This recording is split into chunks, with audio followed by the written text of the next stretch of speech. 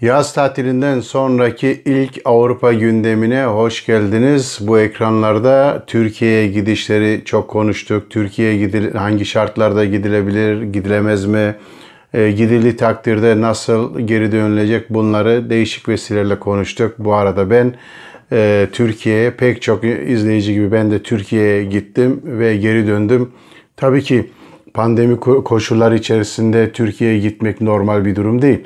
Ama güvenlik önlemleri alındığında tabii ki gidip gelmek de mümkün olabiliyor. Bu süreçte tabii ki önemli olan kontrolleri yapmak, özellikle güvenlik önlemlerini almak, pandemiye göre bir seyahati düzenlemek önemli. Bu açıdan eğer bu olduğu takdirde de sağlıklı bir şekilde gidip gelmek de mümkün olabilir. Tabii ki bu seyahat sırasında gördüğüm, dikkat çeken en önemli konulardan birisi havaalanları adeta ölü mekanlara dönüşmüş. Eskiden havaalanlarına gittiğinizde cıvıl cıvıl alış merkezleri açık, kafeler açık ve çok sayıda insan bir aradaydı ama bu sefer havaalanına gittiğinizde yolculardan başka hiç kimse yok ve alışveriş merkezleri de kapalı. Tamamen güvenlik önlemleri alınmış ve pandemiye göre uyarlanmış bir süreç vardı Almanya'daki havaalanlarda. Ama Türkiye'de indiğinizde özellikle pandemi nedeniyle hemen yoğun güven önlemler, pandemiye karşı hemen vücut ateşinin ölçülmesi ve uçakta verilen formun doldurularak yetkilere vermesi gibi uzun bir süreç aslında yolculukta insanları bekliyor ama buna rağmen tabii ki bütün önlemlere, güvenlik kurallarına uyarak gidip gelmekte bu süreçte gayet önemli bir deney oldu en azından benim açımdan. Tabii ki bu süreçte en çok tartışılan konuların başında Türkiye'ye gidip geldikten sonra normal hayata nasıl başlanacak? Biliyorsunuz koronavirüs tartışması yaz tatiliyle birlikte geldiği süreçte Türkiye'ye gidip gelmek çok tartışma konusu olmuştu. Türkiye ama Almanya tarafından riskli ülkeler grubu içerisine alınmıştı ve Türkiye'ye seyahat uyarısında bulunmuştu Almanya. Yani vatandaşlarına mümkünse Türkiye'ye gidip tatil yapmayın deniliyordu. Daha sonra Türkiye Dışişleri Bakanı Mevlüt Çavuşoğlu ve Türkiye'nin diğer yetkililerinin Almanya'ya yapmış olduğu ziyaret ve bu ziyaret sırasında yapılan görüşmelerde en azından aile ziyaretlerinin önü açıldı ve insanlar sorumluluklarını yerine getirerek ailelerini gidip görebilirler diye bir mesaj verilmişti. Bu çerçevede Türkiye'ye gidip giden insan sayısı en azından Almanya'daki Türkler açısından giderek artmıştı ama bu sürede özellikle geri dönüşte karantina uygulamasının söz konusu olabileceği ya da Türkiye'den test yapmak gerektiği gibi pek çok uygulama insanları tereddüte bırakmıştı gidip gitmeme konusunda ve özellikle de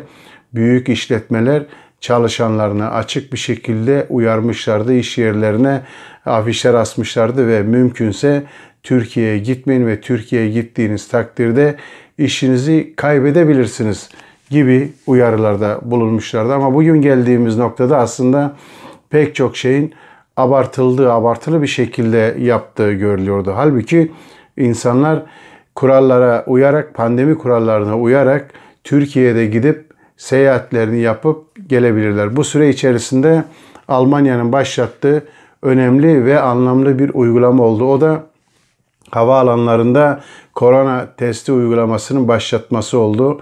Daha önce bu testin Almanya tarafında yapılmayacağı ifade ediliyordu ama şu anda Almanya'nın pek çok havaalanında Türkiye'den gelenler, tabii ki sadece Türkiye'den 130 ülke riskli ülke grubu olarak ifade edilmişti. Bu ülkelerden gelenlere havaalanlarında test yapılıyor. Eğer siz de hava yoluyla yolculuk yapıp Almanya'ya geliyorsanız yanınızda mutlaka bulunması gereken belgeler var bu test için. Bunlardan bir tanesi sağlık kartınız. Yani Almanya'da doktora gittiğinizde verdiğiniz sağlık kartınızın mutlaka yanınızda olması gerekiyor. Çünkü testi yaptığınızda görevliler sizden bu kartı istiyor ve bu kartı tarayıp masrafları, test masraflarını sigorta üzerinden karşılıyorlar. Diğer önemli bir belge ise board kartı, yani uçağa bindiğinizi gösteren bir belge. Çünkü bu da riskli ülkelerden gelenlerin bu testi yapabileceği belirtiliyor. Havaalanlarına riskli ülkeler grubundan olmayanların testi yapması mümkün değil şu anda. Dolayısıyla seyahat sırasında uçak şirketi tarafından size verilen kartın, yolcu biletinin kartının elinizde olması gerekiyor ve o da yetkililere ibraz edilmesi gerekiyor. Diğer bir önemli belge de tabii ki kimlik kartınız. Bunları verdikten sonra kısa süre içerisinde teste tabi tutuluyorsunuz. Ağız ve burundan alınan örneklerle birlikte test sonucu laboratuvara gönderiliyor. Bu laboratuvara göndermeden sonra elinize bir belge veriliyor. Şöyle küçük bir belge ve belgenin üstüne de bir barkod yapıştırılıyor. Bu barkod daha sonra testin sonucunu öğrenmeniz için oldukça önemli. Yani cep telefonunuza indirdiğiniz, burada ayrıntıları zaten bu belgede yazıyor. Bu indireceğiniz bir app ile, uygulamayla barkodu okutuyorsunuz ve sonucunu öğreniyorsunuz. Ben bu sonucu daha 24 saat dolmadan öğrendim. Yani sabah saatlerinde yapmış olduğum testin sonucunu akşam saat 18 civarında öğrenme imkanına sahip oldum. Bu ama 1-2 günde sürebilir diyor oradaki yetkililer. Dolayısıyla Türkiye'den Almanya'ya gelirken mutlaka havaalanlarında bu testi yapmanızda yarar var. Çünkü bunu yaptığınız takdirde kentinizdeki sağlık dairesine gitmenize gerek yok. Bu bilgiler doğrudan sağlık dairesine de gidiyor ve oradan da irtibat halinde olabiliyor. Pozitif çıkanlar zaten hemen sağlık dairesi ile bağlantıya geçiyor ya da sağlık dairesi de bu test sonucundan yola çıkarak kişiyle bağlantıya geçiyor. Dolayısıyla havaalanlarında bu teste katılmak önemli. Test ücretsiz. Sadece sırada kısa bir süre bekliyorsunuz ve bunun masrafları da federal hükümet tarafından öneriliyor. İlk gündeme getirildiğinde sağlık sigortaları bu testin masraflarının fazla olacağını, dolayısıyla ödemek istemediklerini söylemişlerdi. Bazı partiler, özellikle muhafazakar partiler de bu konuda çağrılar yapmıştı. Yani pandemi döneminde başka ülkeye gidenler o zaman testin masrafını ödesinler diyorlardı. Ama hükümet bu konuda federal bütçeden bir miktar ayrılacağını ve testin masraflarının tamamen bu bütçeden karşılanacağını belirtti. Dolayısıyla ücretsiz bir test sonucu eğer negatifse o zaman Almanya'da normal hayatınıza devam ediyorsunuz. Karantinaya girmenize gerek yok ve bu süre içerisinde işinize de gidebilirsiniz. Yani şu anda bu konuda hiçbir engel yok ve önemli bir uygulama. Yalnız bugüne kadarki verilere, basında yer alan haberlere baktığımızda testin asıl olarak havaalanlarında yapıldı.